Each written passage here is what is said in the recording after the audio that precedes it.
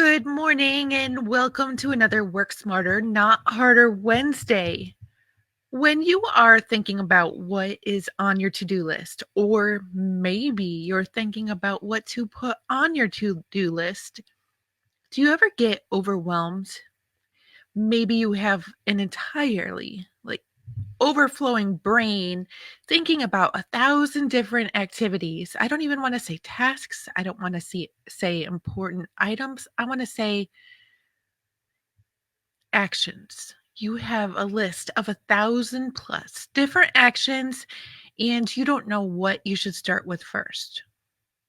I have been there, and I know that when we get overwhelmed by the entire list of everything that we could possibly be doing, it's often hard to focus in on what's really most important. Back here on the shelf right behind me, I have planners from several years ago where my to-do lists were often 20 to 30 items long for a day. And I'll tell you that at the end of every single day, at the end of every single week, at the end of every single one of those years, I wondered, what the heck did I do this year? Why aren't I seeing results? Now, starting in mid 2019, I finally found a system that works for me, and I am smashing it out of the ballpark. Does that mean my bank account is showing those smashing numbers? Absolutely not. But I'm taking action every day. I'm taking important actions every day, and I'm beginning to see the results. And that's what we are going to go over today.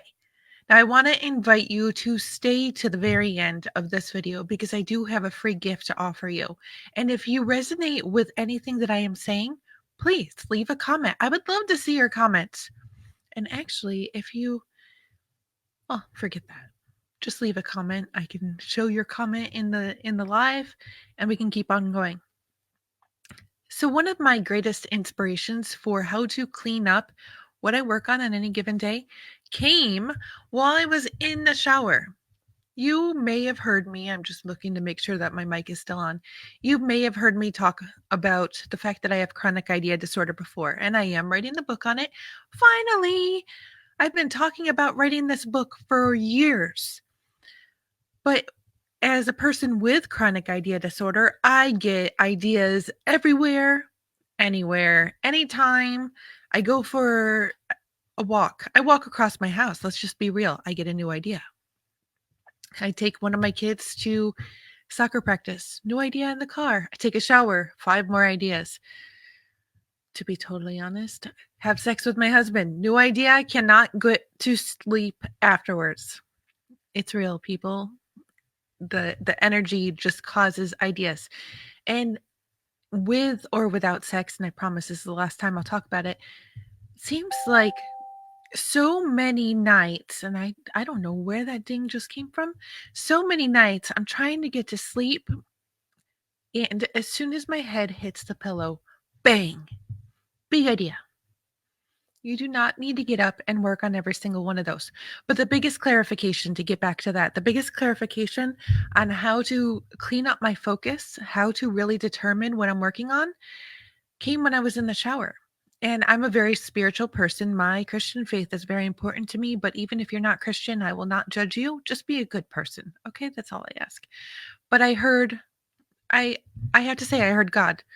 He said, Kim, I did not put you here to get shit done. Yes, my God swears. I don't know about yours, but I'm Christian. I cuss a little, and so does my God. Up until that point, I had a get shit done list, or GSDs for short, and I was putting everything on there. Even silly little tasks like clean out my inbox, investigate best travel rates to go to such and such an event, book my hotel room, pay the water bill, pay the electric bill, refill the lunch accounts for the kids, take out the garbage, clean up my office, file papers. I think you get the point. It seriously was a get shit done list. There were maybe 4, 5 important, like purposeful activities in with 40 to 50 other activities. Like, I'm seriously curious right now if I were to take out one of these old planners, if I would be able to show you how every single day had just an abundance of poop, poop on it. So by the end of every day, I was hitting minimal goals, if any. But God said to me, I did not put you here to get shit done. I put you here to take prioritized purposeful actions. And in that moment, I just said to myself, wow, because those words had never crossed my mind. Those words had never crossed my lips. But in that moment, prioritized purposeful actions.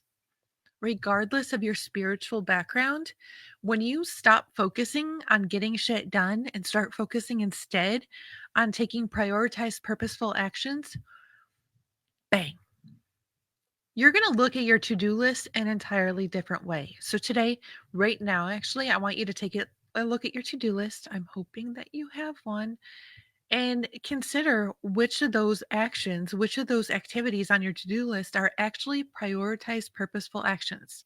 Now, if you're not sure, here's a few items to consider. Which of those activities on your to-do list will impact your life, your personal life and your professional life in 90 days?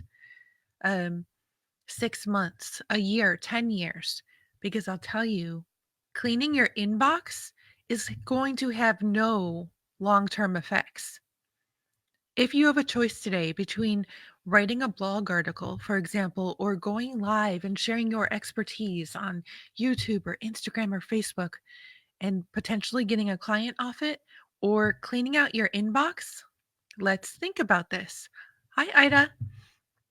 So think about it. What are those activities which are going to impact your personal and professional life in the long run? That's way number one. Number two, what activities can you be delegating out? If you don't need to personally do it, then don't. Just because you can do something doesn't mean you should. I'm going to say that again. Just because you can do something doesn't mean you should. You can ignore your inbox today.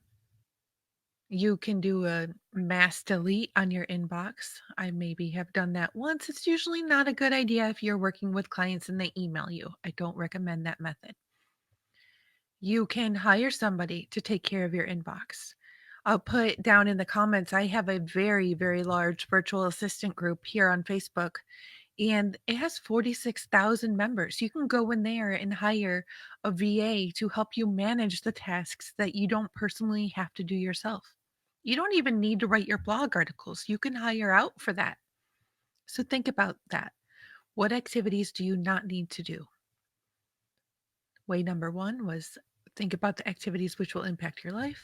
Get rid of the activities that you do not need to do personally.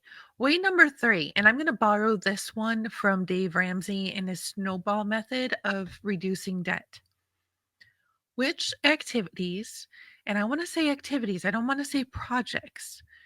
So let's even look at them as tasks. Which tasks would require the least amount of time to complete? So I have mm, a 4-part video series that I'm putting together for my Friday lives. It's the Feel Good Funnel 4-part free video series. That's a tongue twister. I am this close to getting it done. Whereas actually creating the Feel Good Funnels Evergreen course is about a light year away from actually getting. I haven't even started recording those videos. So I can either focus on getting the 4-part series finished because I do, and I just want to lay out the whole understanding to you. I can still take on one-on-one clients and work with them rather than selling the course using that funnel. Or I can push off bringing in any clients because my funnel's not ready. I hope this makes sense to you. Don't put off for the long run making revenue, impacting people when there are activities that you could easily finish today versus focusing on the activities that will take a long time.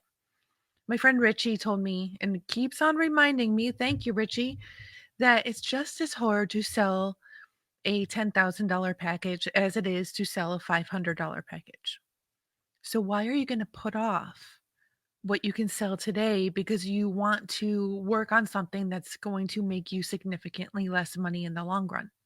Okay, you can argue me on that. I understand that's debatable. Focus on what you can get done sooner. What I've seen with that is that even when I put out funnels that didn't have anything on the back end, and no, this is not Feel Good Funnel Friday. I just want to really give you the big idea here. If I only had the freebie and the upsell, I could still make money on the upsell while I was developing the main offer. You don't need to wait for the main offer to be completed before you get your funnel going. And if it's only going to take an hour today to finish something that could potentially start making you revenue, get it done. Just get it done. When that revenue starts coming in, you can be hiring people to help you get the other tasks.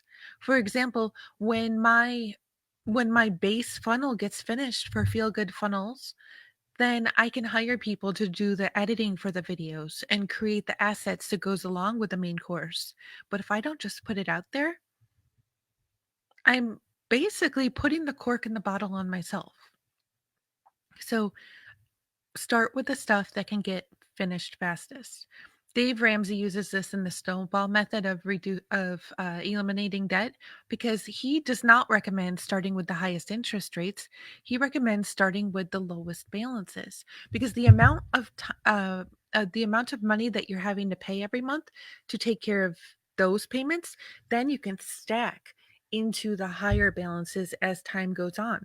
But if you're only focusing on the highest interest rate, that that debt may take years to get off your plate. And that's what I'm looking at here as well. Rather than keep on putting your attention and your energy and your time into the activities that are going to take months, get those little activities done, and then you can take that energy, that time, and the revenue that's coming in and invest it in the bigger projects. Way number 4 is to focus on those activities which make you happy and are fulfilling your purpose in your life and in your business. It is so easy sometimes to get distracted by money. I have done it time and time again over the last 5 years, but I've had to stop. If I don't stay focused on the activities which really feel good to my heart and are fulfilling my purpose, then my stress level goes through the roof. I mean, I was actually laughing at myself this morning. You can see the gray hairs. I was wondering if I can charge a fee to clients who increase my stress, increase my cortisol, and increase my stress levels. I don't think so. I don't usually see gray hairs like this if I don't blow dry my hair, which I did this morning, and I might avoid for just that reason in the future. But anyway, focus on the activities that are aligned with your purpose. That's it. So I'm going to recap the four ways that I recommend for how to choose what you should be working on. I hope you write it down. I hope you put a comment down below. And if you stay till the very end, I've got a free gift for you. So way number 1, I want you to I have already forgotten and I didn't write it down. Way number 1, look at the activities that are going to impact your personal and your professional life for the long run, whether it be a week from now, 90 days from now, 6 months from now, 10 years from now. What are those activities? Number 2, look at the activities that you and you alone can do. If somebody else can do them, let it go. Number 3, look at the activities that are um, going to take the least amount of time to finish so that you can reinvest that time and energy somewhere else. And number 4, choose the activities that are aligned with your purpose. If this helped you in any way, please put a comment down below, like this video, share this video, and subscribe or like this page so that you are among the first to know the next time I go live or post content. Now, because you held out for this long, I want to offer you my free 30-day Work Smarter, Not Harder challenge. It's absolutely free. And in that challenge, I give you a variety of helpful hints to help you push forward in your business so that your business can start making money without causing more stress. You can look down below for instructions or look in the comments on how to get that. If you're on Facebook, type WSNH in the comments, and my bot Cookie will reach out to you immediately to get you set up. And if you're watching on any other platform, just look in the comments and get started right away. Come back on Friday and join me for a Feel Good Funnel Friday. And with all this said, go forth and make it a positive and a productive day.